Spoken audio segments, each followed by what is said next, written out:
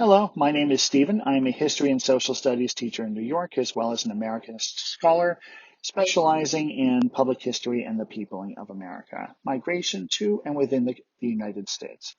One of my favorite activities is to explore the wilderness with my camera in hopes of finding historic gems like old abandoned buildings, caves, and artifacts. Today, I would like to share with you a cemetery that is not on the map just south of Dingman's Ferry, Pennsylvania, a town named after my seventh great-grandfather, Andrew Dingman, who migrated here from Kinderhook, New York. More than 100 years after leaving England, the Netherlands, and Germany to settle in Massachusetts, present-day New York, and Philadelphia, respectively, my ancestors converged here and built their farms and homesteads along the Delaware Valley and its towns along Pennsylvania and New Jersey. This cemetery takes us to the old settlement of Egypt Mills, Pennsylvania, a thriving small farming settlement that has since been claimed by the Delaware Water Gap and the Tox Island Dam project of the 1970s.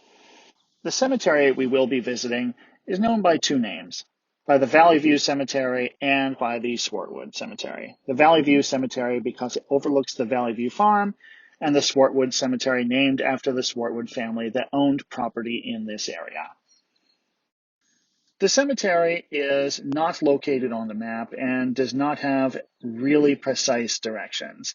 So I relied on fuzzy directions I found on the internet, as well as with some instruction on how to find the cemetery, and I relied on my hiking app to track my progress and mark my coordinates for an accurate GPS positioning as soon as I was able to find the cemetery. There are over 100 graves here at this cemetery, more than half of which are unmarked. This is presumably due to wear. I would tend to think many of the tombstones here and grave markers appear to be well worn and perhaps even destroyed with even just slate tablets. You can even see from the photographs yourselves that monuments have fallen apart and fallen over either by time or by mischief. We can see some littering in the background as well. This is not a maintained cemetery. It is off the beaten path. We don't know about it. It's in the middle of the Delaware Water Gap in the national park. Buried in this cemetery is my fourth great-grandmother, Elizabeth Titzman, Elizabeth Teal Titzman. Her family settled in Knowlton, near Blairstown, New Jersey, from the Netherlands, and she was buried here. Her husband, John, is buried in a different cemetery with an infant son that predeceased them both. He was a local office holder, including a local judge, and a very well-respected farmer in the community. Their sons, John Teal Titzman, and Jeremiah M. Titzman, were both well-respected farmers and well-respected businessmen in Pike County.